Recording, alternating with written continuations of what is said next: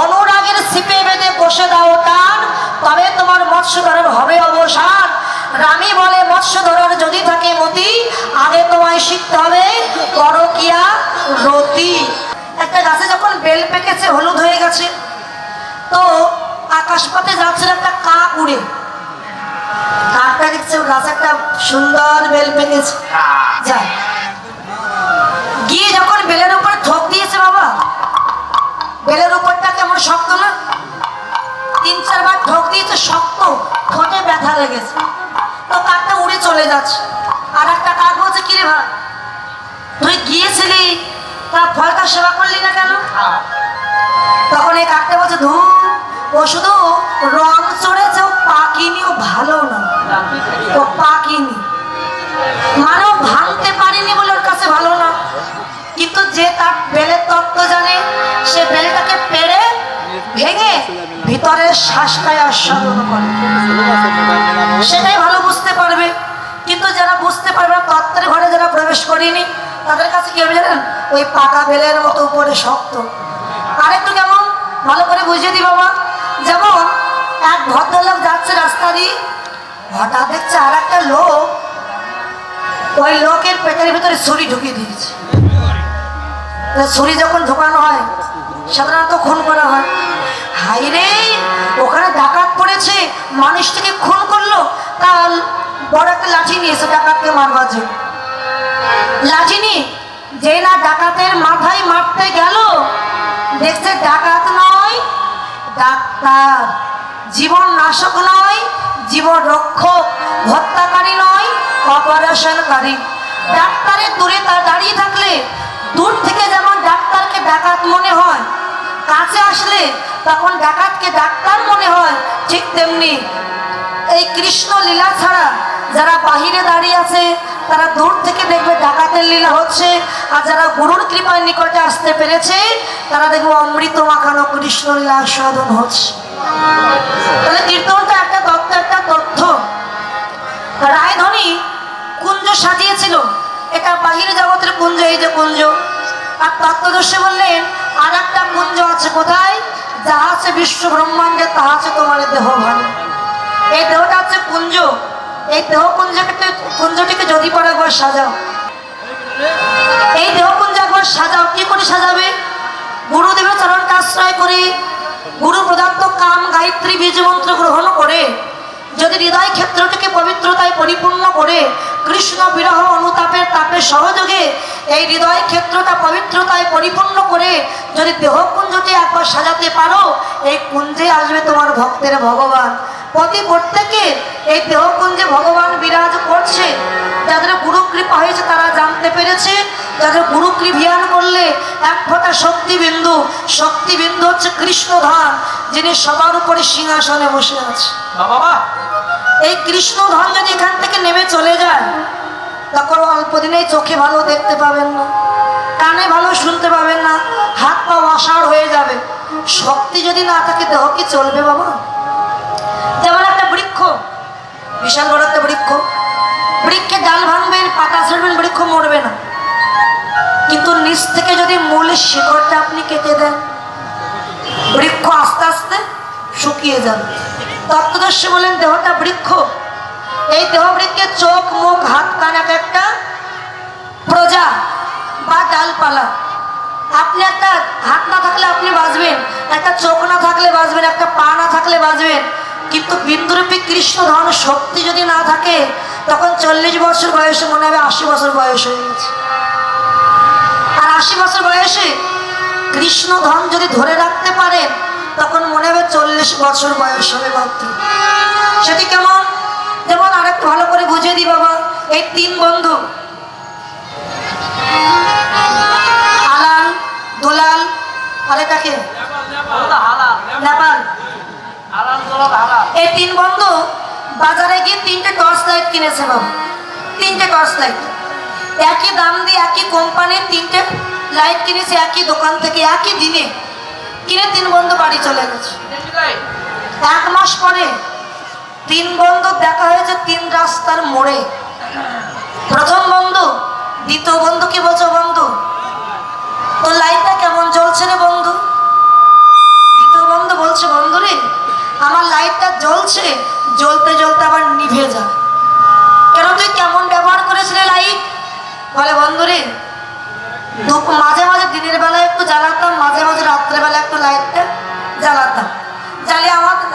অবস্থা এই হয়েছে। এখন প্রথম বন্ধু 3 নম্বর বন্ধুকে বলছে, এই বন্ধু তোর লাইটটা কেমন জ্বলছে রে? 3 নম্বর বন্ধু বলছে, আমার লাইটটা একদম বন্ধ হয়ে গেছে, আর জ্বলছে কেন? তুই কেমন ব্যবহার করেছিলি? বলে সকাল নেই, দুপুর নেই, বিকাল নেই, রাত নেই, সবসময় শুধু লাইটটা জ্বালিয়ে রেখেছিল। জ্বালিয়ে দিকে আজকে লাইটের অবস্থা এই হয়েছে। এখন ওই 2 বন্ধু প্রথম বন্ধুকে বলছো, বন্ধু তোর লাইটটা কেমন জ্বলছে? প্রথম বন্ধু বলে, আমি যেমন কিনেছিলাম আমার লাইটটা ঠিক তেমনই জ্বলছে। কেন? একই দাম দিয়ে একই কোম্পানির লাইট কিনলাম, তোর এত ভালো জ্বলছে কেন? তুই কেমন ব্যবহার করেছিলি? প্রথম বন্ধু বলে, বন্ধু রে, আমি প্রয়োজন ছাড়া কোনোদিন আমার লাইটটা ব্যবহার করি। প্রয়োজন শেষ ব্যাটারি খুলে উঁচু করে রেখে দিয়েছিল, তাই দেড় লাইটে চার্জ কমতে পারিনি। ঠিক তেমনি কৃষ্ণ ধন পেয়ে, পিতৃধন পেয়ে এই লাইটটা যদি সবসময় জ্বালিয়েই রাখো, একদিন দেখতে পারবে এই দেহ লাইটে আর চার্জ নেই, আর চলছে। তাই কৃষ্ণ ধনকে ধরে রাখতে পারে কারা? জগতের নারী জানে। সতী নারী, নারীকে 3 ভাগে ভাগ করলেন মহাজন, স্ত্রী, বউ, সহধর্মী। আচ্ছা, মায়েদের মধ্যে যদি কেউ স্ত্রী থাকেন হাত তুলতে পারেন মা? স্ত্রী নেই তো? বেশ, বাঁচা গেল। আচ্ছা, স্ত্রীকে জামা কাপড় টেরা বেঁকা হলে আমরা যেমন স্ত্রী দিয়ে প্লেন করি, যদি কোনো মায়ের স্বামী টেরা বেঁকা হয় ওই স্ত্রী দিয়ে কিন্তু প্লেন করে দেয়, এলে স্ত্রী। আচ্ছা, যদি কেউ বউ থাকে হাত তুলতে পারে? তাও নেই। আমার 2 ঠাম্মা হাত তুলেছে। বউকে স্বামীর হাত ধরে বলে, এই যে সিনেমা হলে বই দেখতে নিয়েছিল, নাহলে তোমার সংসার আমি করবো না। 20,000 টাকা দেবে, শাড়ি কিনে দিতে হবে, নাহলে তোমার ঘর করবো না, চলে যাবো। এই হচ্ছে বউ। আর সহধর্মিণী যদি কেউ থাকে হাত তুলতে পারেন? তুলুন তুলুন দেখি। ভয় পাওয়ার কোনো বিষয় নেই। আমি আপনাদের কিছু বলবো। 3 জন হাত তুলেছে, 4 জন হাত তুলেছে, 5 জন, 6 জন, 7 জন, 8 জন। আর বাদ বাকি আপনারা কি মা? মায়ের আছে নারী নাকি নারী? সহধর্মিণীকে মায়েরা খুব বুদ্ধিমতী। মায়েরা ভাবছে আগে হাত তুলবো না, আগে কি বলে সেটা শুনবো, পরে হাত তুলবো। সহধর্মিণীকে যে স্বামীকে ধর্মের পথে যেতে সাহায্য সহযোগিতা করে, সেই তো হলো সহধর্মিণী। এই সহধর্মিণীরা পারে স্বামীকে বাঁচিয়ে রাখতে, আবার নারীরাই পারে স্বামীকে মৃত্যুর পথে ঠেলে দিতে। মানে কৃষ্ণ ধনকে নারীরাই ধরে রাখতে পারে। বেবিচারী নারী হলে রতি হয় নাশ, অতএব তার সঙ্গ ত্যাজিবে নির্যাস। উপযুক্ত গুণবতী নারী হওয়া চাই, সাধনে প্রবৃত্ত হওয়া আগে গিয়া ভাই। মাহেশ্বর তুল্য চাই পুরুষ অধিকারী, পার্বতী সমরূপে চাই নারী। নইলে সাধন সিদ্ধ নহে কদাচন, কাশ্যপের নিকটে সব জানিবে কারণ। ঈশ্বরের ঈশ্বর তত্ত্ব বিন্দু ধারণে হয়, তাহার প্রমাণ আছে শিব সংহিতায়। যে বিন্দুর লাগিয়া শিব গায়ে বাকে হস্য রাশি, যে বিন্দুর লাগিয়া নিমাই হইলা সন্ন্যাসী। এই যে বিন্দুর তত্ত্ব। আচ্ছা, এই বিন্দু তত্ত্ব কে কে বুঝতে পারছেন একটু হাত তুলুন দেখি।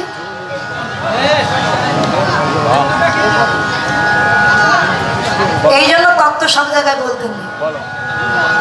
এই যে কথাগুলো বলেছি সব তত্ত্ব জগতেরই কথা, হয়তো 5-6 জন বুঝে, 4 কেউ বুঝতে পারিনি। এই জন্য সব জায়গায় যতক্ষণ শিক্ষার ঘরে প্রবেশ না করে জীব, ততক্ষণ এই তত্ত্ব ঘরের কথা বলা যায় না, অপরাধ হয়।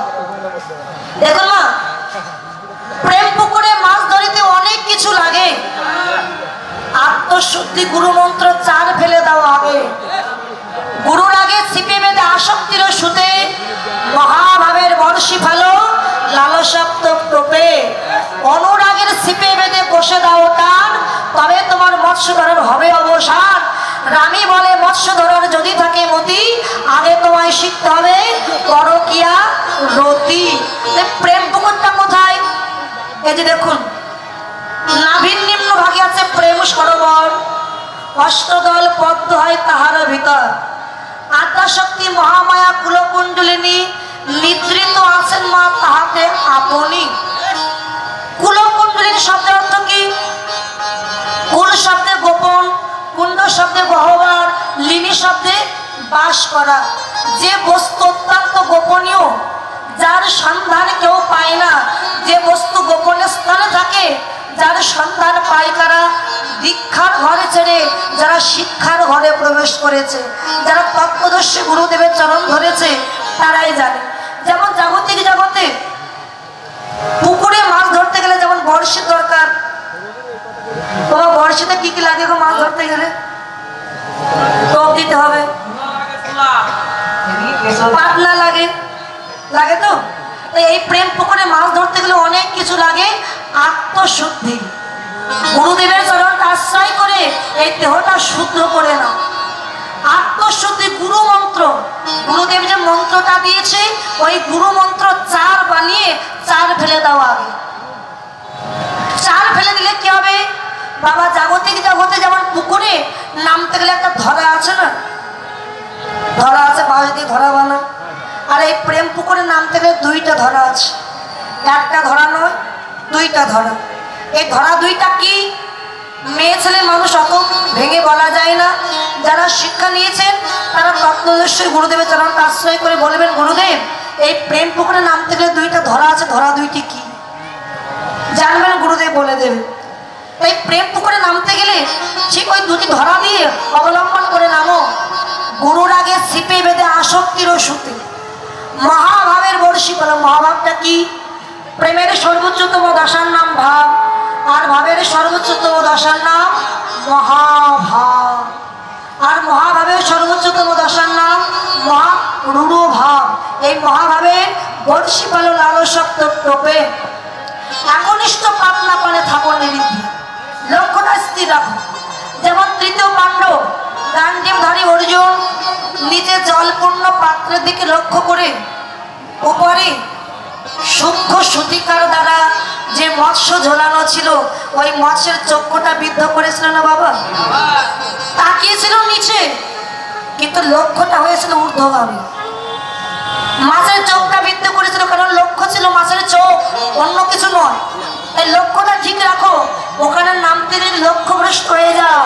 কত সাধুগুরু বৈষ্ণব এই প্রেম পুকুরে ডুবে গিয়ে হাত পা ভেঙে মরেছে, নইলে কেউ ডুবে মারা গেছে, আকারে মৃত্যু হয়ে গেছে। এখানে জীবের মৃত্যু হয় কতবার? দেহ থেকে যখন পরমাত্মা রূপী ভগবান চলে যায়, এই মৃত্যু বলে, এই মৃত্যু